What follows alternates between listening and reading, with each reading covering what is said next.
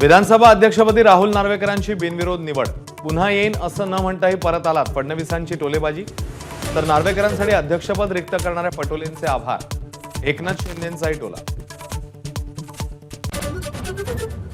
विधानसभा विरोधी पक्षनेतेपदाबाबत निर्णय आता हिवाळी अधिवेशनात. पदासाठी विरोधकांचा विधानसभा अध्यक्षांकडे प्रस्ताव. 18 डिसेंबरला कामकाज सल्लागार समितीची बैठक.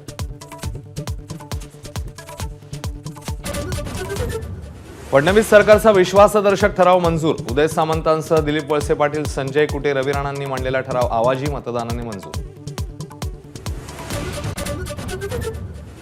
शहानिशा न करता 1500 रुपये दिले, आता पैसे परत मागू नका. लाडकी बहीण योजनेवरनं संजय राऊतांचा सरकारवर हल्लाबोल. तर तक्रारीनंतरच चौकशी करायची की नाही असा निर्णय घेणार. अदिती तटकरेंचं स्पष्टीकरण.